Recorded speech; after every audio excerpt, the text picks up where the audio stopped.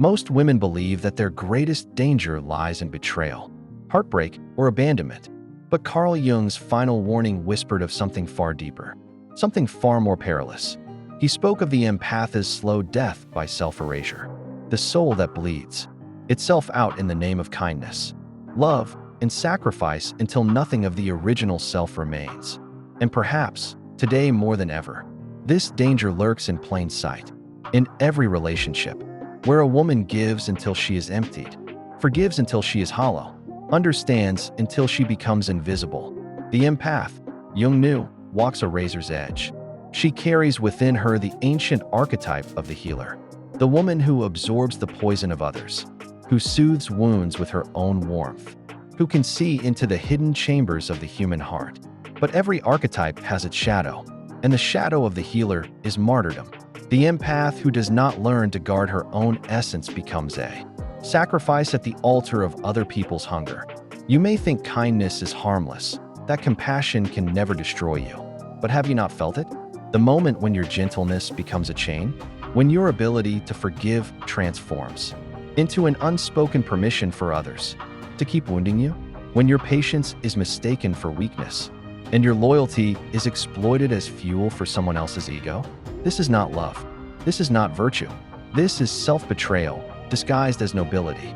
Jung warned that the soul does not perish in fire or stone, but in neglect, when it is abandoned by its own keeper. The empath, so attuned to the cries of others, often forgets to hear the silent wailing of her own depths. She tends to everyone else's storm, but leaves her own spirit starving, naked in the cold. The danger is not merely heartbreak. It is the slow corrosion of individuality.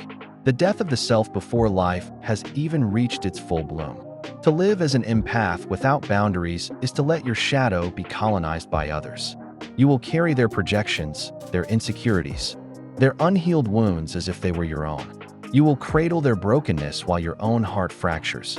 And if you do not awaken, if you do not dare to say enough, you will find yourself fading, your laughter dulled, your desires muted, your fire extinguished. The empath who does not awaken becomes the eternal caretaker of everyone else's wounds, yet never dares to descend into her own. This is the tragedy Jung foresaw, the soul drained of its original power, not because the world is cruel, but because the individual refuses to confront the shadow. The shadow is not darkness alone. It is the denied strength, the rejected rage, the buried demand to exist fully. When an empath silences her anger, she amputates the very instinct that could protect her. When she hides her desire for freedom, she cripples her will. What remains is a woman outwardly kind, inwardly imprisoned. In the archetypal theater, she becomes the mother, giver of nourishment, provider of comfort, the eternal womb from which others draw life. But the mother's shadow is suffocation, depletion, and eventual collapse. Too much giving becomes poison. Too much yielding becomes enslavement. Jung's warning was a call to reclaim balance, to recognize that love without boundaries is not love at all, but a disguised form of self-annihilation. Look around you. How many women waste their years pouring themselves into men who only consume and never cherish? How many empathic souls defend those who demean them, clinging to potential rather than reality? How many sacrifice their fire at the altar of someone else's chaos, believing that salvation will come if they are simply patient enough, kind enough, forgiving enough? And yet salvation never comes, because no one can rescue the woman who refuses to rescue herself. Stoic philosophy knew this long before modern psychology gave it language. Seneca wrote that he who gives too much without discernment is not generous but careless. Marcus Aurelius reminded himself that his soul belonged only to him, and that to allow it to be ruled by another was a form of slavery. These truths echo Jung's warning. The empath's danger is not that she feels too much, but that she forgets the sacred responsibility of self-governance. You may think that to set boundaries is to be cruel, that to walk away is to abandon your compassion. But this is the deception that keeps so many trapped. The truth is sharper, harsher, and more liberating. When you refuse to guard your soul, you abandon yourself. And self-abandonment is the first betrayal, the one that invites all others to follow. Imagine, then, what it would mean to step out of this cycle. Imagine an empath who knows the texture of her own worth, so intimately that she does not beg for recognition. Imagine a woman who gives love, not as an endless supply for anyone who demands it, but as a deliberate offering reserved for those who have proven themselves worthy. This is no longer the archetype of the martyr. It is the birth of the queen, sovereign and unyielding. She rules her inner kingdom with both tenderness and ferocity.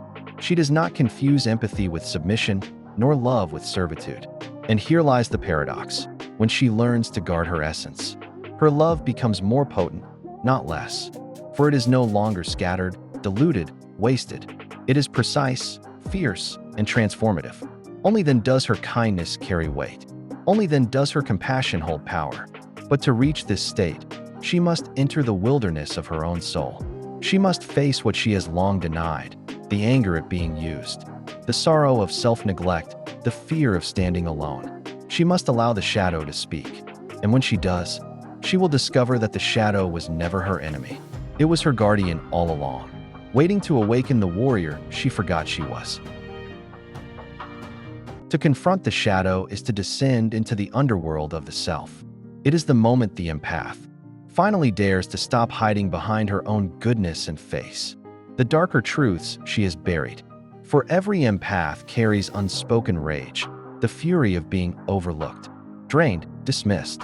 There is resentment toward those who took without giving, toward the lovers who mistook tenderness for servitude, toward the friends who clung but never supported. This rage, suppressed and denied, does not vanish. It coils in the unconscious, poisoning dreams, seeping into the body, wearing down the spirit like a slow acid. Jung knew this.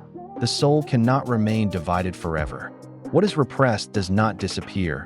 It returns, often with violence. The empath who refuses her shadow becomes a paradox, outwardly calm, inwardly turbulent. She smiles while she withers. She forgives while she secretly despises. She nurtures while her own hunger grows unbearable. Eventually, this imbalance either explodes outward as destructive choices, or implodes inward as depression, exhaustion, even illness. This is why shadow work is not a luxury. It is survival. When the empath begins to listen to her own suppressed voice, she realizes that her shadow does not demand cruelty. It demands justice. It demands balance.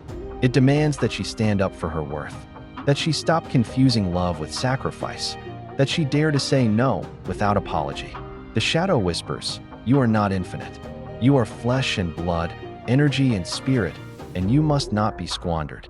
Ask yourself, when was the last time you said yes while your whole soul screamed no? When did you last remain silent? Not because peace was sacred, but because you feared rejection? How many times have you consoled another while your own tears remained hidden? This is the pattern that erodes the empath's soul, the endless prioritization of others over the self, as though your life were nothing but a vessel for their storms. But the moment you admit the shadow, you reclaim a forgotten truth. Boundaries are not walls against love. They are the architecture of love's survival. A love without boundaries is like a house without walls, collapses under its own weight. To embrace your shadow is to restore those walls, to declare that your spirit is not open land for trespassers, but sacred ground. Only those who approach with reverence may enter. The Stoics echoed this wisdom. Epictetus taught that no man has power over your mind unless you hand it to him. For the empath, this means refusing to allow others to colonize your heart with their chaos. It means understanding that compassion without self-mastery is a weapon turned against you. Self-mastery does not mean coldness. It means sovereignty, and sovereignty is terrifying, for it requires standing alone. Many empaths fear this solitude, believing that if they set boundaries, love will vanish. But here is the revelation: love that vanishes in the face of boundaries was never love at all. It was dependency, it was exploitation, it was need disguised as affection. Real love does not fear the word no. Real love respects sovereignty, because it is sovereign itself. Thus, the empath who integrates her shadow ceases to be prey. She ceases to be a silent martyr. She becomes something far rarer, a woman of depth who cannot be consumed. Her empathy no longer leaks aimlessly into the void. It radiates with precision, illuminating without depleting her. She is both healer and warrior, both nurturer and sovereign, and no one can mistake her for easy prey again. When the empath steps into her sovereignty, the entire dynamic of her relationships changes. No longer does she move as the silent giver, silently bleeding herself dry for those who never intended to replenish her. She begins to radiate a presence that others can sense but cannot exploit. Her aura shifts from porous vulnerability to sacred strength, and those who once feasted on her energy find themselves uneasy in her presence. This is because she no longer plays the archetypal role they depended on, the endless fountain of care, the emotional sponge, the self-erasing savior. Jung understood that human beings unconsciously seek out archetypes to complete themselves. The wounded often gravitate toward empaths not because they honor them, but because they wish to offload their suffering onto someone who will bear it. This is projection at its most parasitic. The broken man who uses a woman's compassion as a substitute for his own inner work. The insecure friend who feeds on your validation. The narcissist who seeks not love, but fuel. The empath's danger lies in mistaking this dependence for intimacy. Have you ever noticed how quickly dependency masquerades as love? How easily someone can say, "I need you," and how seductive those words can sound to a heart that longs to be valued. But there is a vast difference between being loved and being used. To be loved is to be seen in your wholeness. To be used is to be reduced to function, a healer, a listener, a balm for wounds that were never yours to carry. One nourishes the soul, the other devours it. The Stoics warned of this trap as well. They spoke of apatheia, not indifference, but mastery over emotional entanglement. Marcus Aurelius wrote that the true task of a human being is to align the inner citadel with virtue, not to chain the soul to the chaos of others. For the empath, this means refusing to confuse rescue with love. The one who demands you save him will never truly stand beside you as an equal. And equality is the essence of authentic connection. This realization transforms everything. The empath who awakens no longer chases the validation of being needed. She knows that being indispensable is a prison, not a crown. She recognizes that to be needed excessively is to be trapped in someone else's unfinished story. What she now seeks is resonance, not rescue, partnership, not dependency. And this shift terrifies those who once depended on her light. They will accuse her of being selfish, cold, unrecognizable. They will attempt to guilt her back into servitude, reminding her of all she once gave, all she once forgave. But their protests are proof of the transformation. For the woman who has reclaimed her shadow cannot be manipulated by guilt. She knows that self-sacrifice is not the highest virtue, self-possession is. And with this new strength, her empathy evolves. It becomes fierce instead of fragile, discerning instead of desperate. She no longer pours her soul into those who only take. She invests her energy where it multiplies, where it is honored, where it is matched. Her love is no longer a sacrifice, it is a force that awakens, uplifts, and transforms, but never at the cost of her own existence. This is survival of the soul, not mere endurance, but rebirth. The empath who has crossed this threshold is no longer prey in the archetypal drama. She is the heroine who has descended into the underworld, faced her shadow, and returned not with empty hands, but with fire. And those who meet her now must face her as she truly is, or they cannot remain. There comes a moment in every empath's journey when the mirrors around her begin to shatter.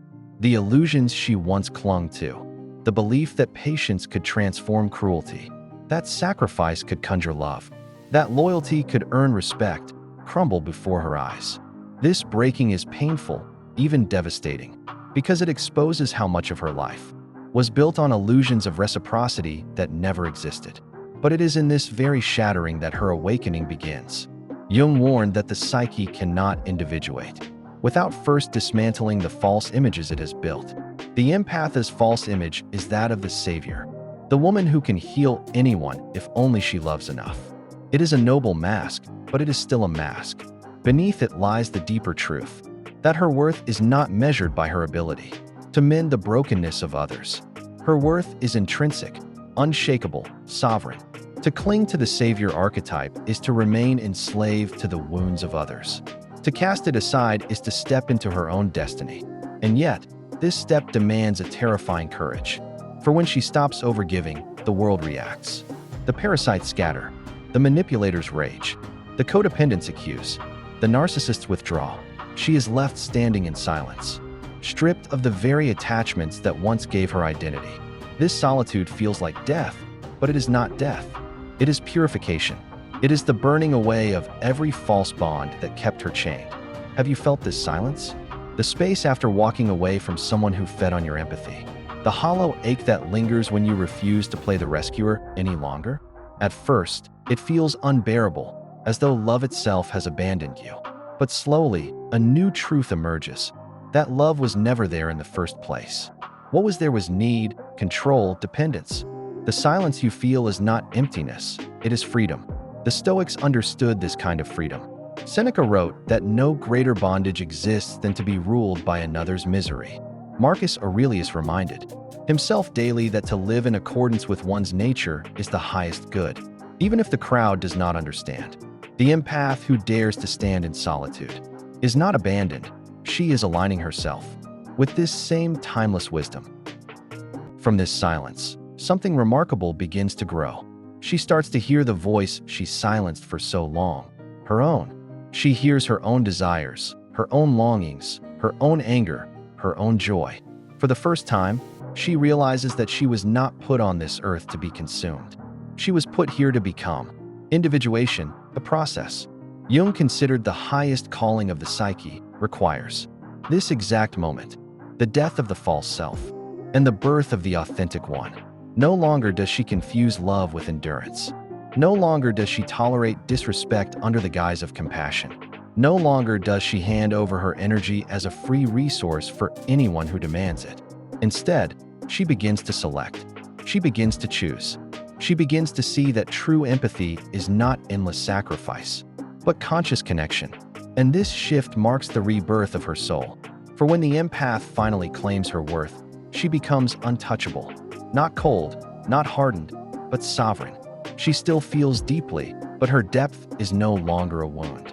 It is a weapon, a light, a force that cannot be extinguished by the hunger of others. She becomes the storm and the sanctuary, both untamed and unyielding.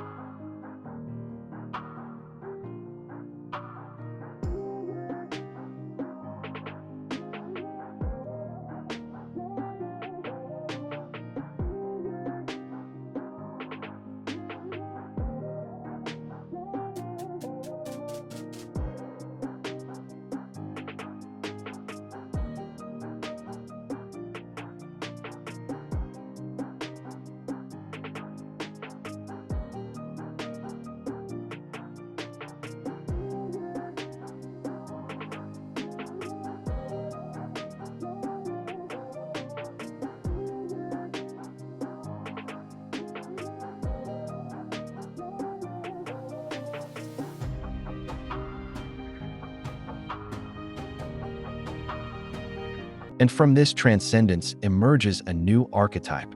No longer merely the healer or the martyr, she becomes the alchemist. She turns pain into wisdom, compassion into strength, solitude into power. Her love is no longer the soft river that erodes her. It is the controlled flame that warms but does not burn her out. She chooses when to give, to whom, and how much. This choice is everything. It is the difference between enslavement and freedom. Those who encounter her now feel it instantly. Some will be drawn in awe, sensing her depth and stability, craving the presence of a woman who cannot be shaken. Others will recoil, intimidated by a love they cannot manipulate. But she does not bend for either. She remains steady, rooted in herself, guided not by others' hunger, but by her own clarity. And here lies the final paradox. By choosing herself, she does not lose love, she discovers it. Real love, equal love, a love that honors rather than consumes, that compliments rather than depends, that celebrates rather than exploits. For only when she ceases to abandon herself can she finally experience connection without fear of erasure. The empath who learns this truth no longer asks, "Who will love me if I guard my soul?" She asks instead, "Who is capable of standing beside the fullness of who I am?" And in that question lies her freedom. The woman who has crossed this threshold begins to feel time differently. Where once she lived in cycles of depletion and recovery, she now moves with rhythm and intention. Her days are no longer dictated by who needs her most, whose crisis demands her energy, whose chaos she must stabilize. She becomes deliberate, and in that deliberation, she rediscovers the sacred texture of her own existence. Jung spoke of individuation as the journey toward the self, the unshakable center within, that is neither swayed by flattery nor crushed by rejection. For the empath, this means finally realizing that her worth was never tied to her usefulness. She was never meant to be a vessel for others' unfinished healing. She was meant to become a vessel for her own wholeness. And in choosing herself, she does not diminish her compassion. She sharpens it into something indestructible. Consider how profoundly this changes attraction, intimacy, and connection. The empath who once drew predators like moths to flame now emits a frequency predators cannot tolerate. Discernment. Her very presence communicates, "You cannot feed on me." She no longer vibrates with the desperation to be needed. Instead, she radiates sovereignty, and sovereignty attracts only those strong enough to stand in their own light. You may have noticed this shift in women around you, or perhaps within yourself, the way certain men who thrived on manipulation suddenly withdraw, the way friends who thrived on your overgiving quietly disappear. This loss, though painful, is not tragedy, it is filtration.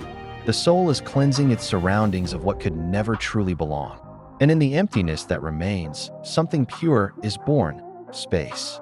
Space for connections that are equal. Space for love that is not a transaction. Space for desire that does not demand self-erasure as its cost. The Stoics anticipated this clarity. Epictetus taught that no man should compel you to act against your nature, and if he does, he is not worthy of your bond.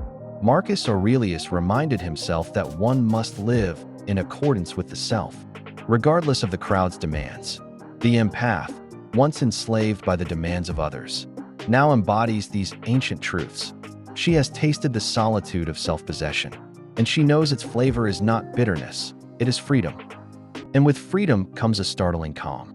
She no longer feels the frantic need to convince, to fix, to prove. She understands that not everyone can meet her in depth, and she no longer lowers herself to shallow waters just to keep company. She is willing to stand alone, because she knows solitude in truth is better than company in deception. Have you ever stood in such solitude and felt, for a moment, the quiet roar of your own spirit? The recognition that you are enough, that you are always enough? That is the moment of rebirth Jung described. The moment when the empath is no longer the fragile healer, but the sovereign soul. It is here, in this stillness, that she learns the final lesson. Love is not about survival, not about clinging or rescuing or enduring. Love, in its purest form, is an expression of freedom. To love while free is to give without losing oneself, to connect without chains, to desire without fear of annihilation. This is not the survival of the soul alone, it is its flourishing. And so, the empath who once lived on the edge of self-destruction now becomes the embodiment of resilience. She is no longer defined by who needs her, but by who can meet her. No longer the savior, no longer the martyr. She rises as the sovereign, untouchable, unbroken.